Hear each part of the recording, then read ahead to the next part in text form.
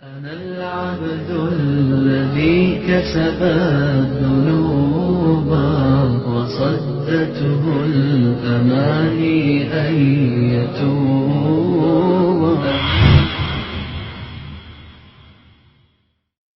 ایک کافر ہے عتبہ بن ابی وقاص، اس نے ایک طرف سے ہو کر پتھر اٹھایا اور آپ کو مارا زور سے. صحابہ کی نظریں تھی تلواروں پر، نیزوں پر، تیروں پر. وہ پتھر نظروں سے نکل گیا، لہذا وہ ان کے اندر کو چیرتا ہوا جا کر میرے نبی کے منہ پر یہاں لگا اور اب سیدھا پیچھے ایسے گئے، پیچھے ایک کھڈا تھا، وہ یہاں گردن میں لگا، کنارہ تھا، بے ہوش ہو گئے، دانت بھی ٹوٹ گئے، چہرہ بھی خون و خون ہو گیا. اب بے ہوش ہو کے یوں گر گئے. صحابہ نے سمجھا آپ شہید ہو گئے تو سب نے زار و قطار رونا شروع کر دیا. تھوڑی دیر کے بعد آپ کو ہوش آیا تو صحابہ نے عرض کی یا رسول اللہ اب تو ان کے لیے بد دعا فرما دے، وہ نبیوں میں رحمت لقب پانے والا، مرادیں غریبوں کی برلانے والا، غریبوں کا والی، یتیموں کا مولا. تو اب تو حق تھا کہ آپ بد دعا کرتے. یہ سامنے امت نہیں ہے، قاتل کھڑے ہیں، کافر. آپ نے ہاتھ اٹھائے. صحابہ سمجھے کہ ہوں انہاں دے بیڑے بڑھ گئے. اللہم اغفر لقومی فانہم لا یعلمون. اللہ میری قوم کو معاف کر، انہیں میرا پتہ کوئی نہیں ہے. دیکھو میرے بھائیو، جس نے کافروں کے ساتھ یہ ہمدردی کے قتل کرنے والوں کے لیے دعا مانگی ہے، تو مسلمان ہو کر ایک دوسرے کو سلام کرنا چھوڑ چکے، ایک دوسرے کے پیچھے نمازیں پڑھنا چھوڑ چکے، ایک دوسرے پر کفر کے فتوے لگا کے بیٹھے ہوئے. مجھے بتاؤ تم میرے نبی کے ساتھ کیا کر رہے؟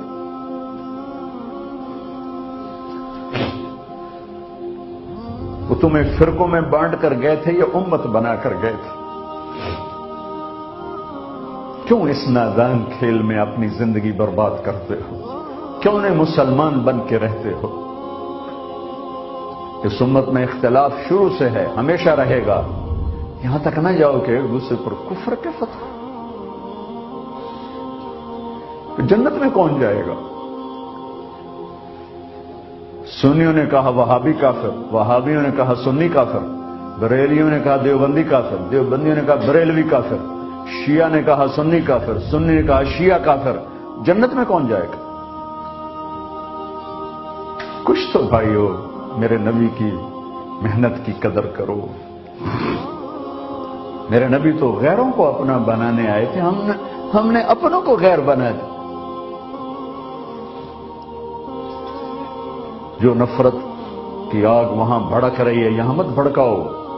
جاؤ میرے دیش میں دیکھو کتنے سر کٹ چکے، کتنے سہاگ اجڑ گئے، کتنی مائیں بے آسرا ہو گئیں، کتنی جوان بیٹیوں کی مانگ ویران ہو گئی. کیا اسی کا نام اسلام ہے؟ اسی کا نام عشق رسول ہے؟ اسی وہ دین کہتے ہیں. ایک دوسرے کی مسجدوں میں نہیں جاتے ہو، ایک دوسرے کے پیچھے نمازیں نہیں پڑھتے ہو،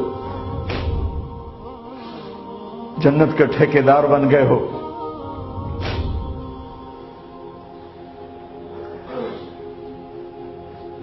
میرے نبی تو عبداللہ بن ابی کا جنازہ پڑھانے کھڑے ہو گئے تھے، جس کا کفر ابو جہل سے بھی بڑا ہے. ابو جہل اوپر کی دوزخ میں، عبداللہ بن ابی سب سے نیچے کی دوزخ میں ہے. ان کے بیٹے آئے، یا رسول اللہ میرا باپ مر گیا ہے، اپنا کرتا دے دیں گے میں اس کو کفن دے دوں. ہم نے کہا لے لو. کرتا اتار کے دے دیا. اب کہتے بدبخت منافق دفع ہو جا. کہ یا رسول اللہ آپ جنازہ پڑھائیں گے؟ کہاں پڑھاؤں گا؟ باقی منافقوں کا تو کسی کو پتہ نہیں تھا سوائے اللہ کے نبی کے، لیکن عبداللہ بن ابی کا منافق ہونا تو سب کو معلوم تھا. آپ جنازے کے لیے عمر سامنے آ گئے، یا رسول اللہ یہ کون ہے؟ کہ مجھے پتا ہے کون ہے. تو آپ اس کا جنازہ کیوں پڑھا؟ کہ شاید اللہ معاف کر. کہ عمر پیچھے ہٹ جا، مجھے پتا ہے کو میرے اللہ نے کہا ہے تو ان کے لیے دعا کر یا نہ کر، میں معاف نہیں کروں گا، میں کرتا ہوں شاید اللہ معاف کر دے۔ پھر فرمایا کہ میرے اللہ نے کہا اگر تو 70 دفعہ بھی ان کے لیے دعا کر تو میں معاف نہیں کروں گا۔ اگر میرا اللہ کہتا اے میرے محبوب اگر آپ 70 دفعہ اس کے لیے دعا کریں گے تو میں معاف کر دوں گا، تو میں اس کمبخت کا 70 دفعہ جنازہ پڑھا دیتا۔ مجھے بتاؤ تم کہاں سے یہ دین لے کر آئے ہو جس میں تم فرقوں میں بٹ گئے ہو، نفرتوں کی آگ تمہیں لگا دی ہے، یہ کہاں سے اسلام آیا ہے؟ میں تمہیں اللہ اس کے رسول کا واسطہ دیتا ہوں، امت بن کے رہو، مسلم بن کے رہو، کوئی گنجائش نہیں، اپنے اپنے عقیدے پر پکے رہو، دوسرے کے لیے گنجائش رکھو۔ کیوں اس قدر ظلم و ستم ڈھائے ہوئے ہیں؟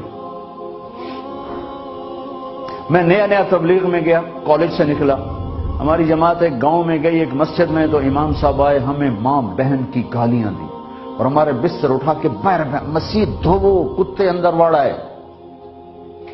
میں حیران پریشان، میں تو کوئی نہیں جانتا تھا کہ مذہب کیا ہوتا ہے، فرقے کیا ہوتا ہے، میں تو کالج میں گانے والا تھا، ناچنے والا تھا، جنید جمشید کی طرح، مجھے تو دین کا پتہ تبلیغ سے پتہ چلا۔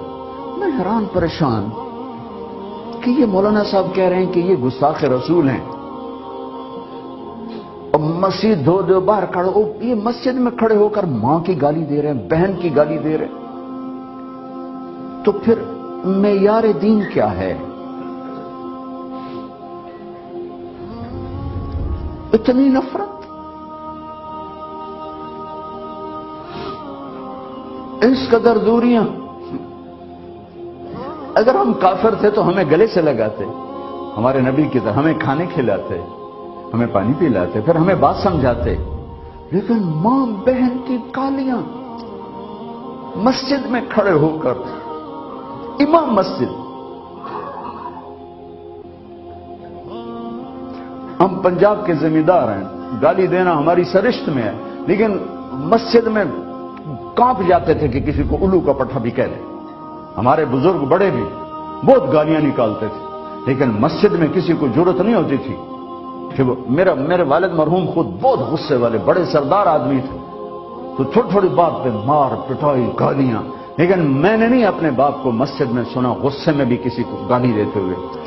ماں بہن کی گالیاں نکالو، اور ساتھ یہ کہہ رہے ہیں کہ یہ گستاخ رسول ہیں، ہم یہ کافر ہیں، ان کو نکال دو، کتے آ گئے، مسجد دھوو۔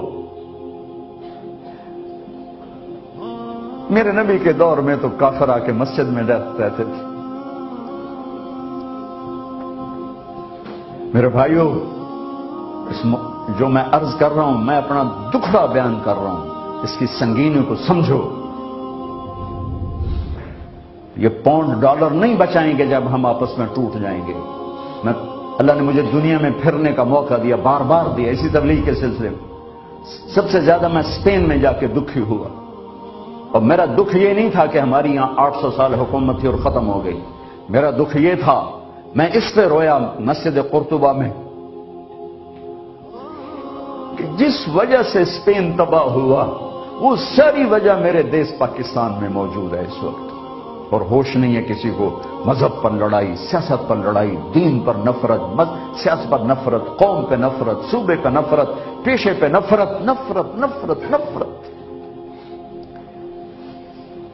میرے نبی نے پوچھا اسلام کا سب سے مضبوط عمل کیا ہے؟ صحابہ نے کہا نماز، آپ نے کہا نہیں۔ صحابہ نے کہا جہاد، آپ نے کہا نہیں۔ صحابہ نے کہا روزہ، آپ نے کہا نہیں۔ صحابہ نے کہا حج، آپ نے کہا نہیں۔ کہ یا رسول اللہ پھر آپ بتائیں؟ فرمایا دین کا سب سے مضبوط عمل محبت ہے، محبت ہے، محبت ہے۔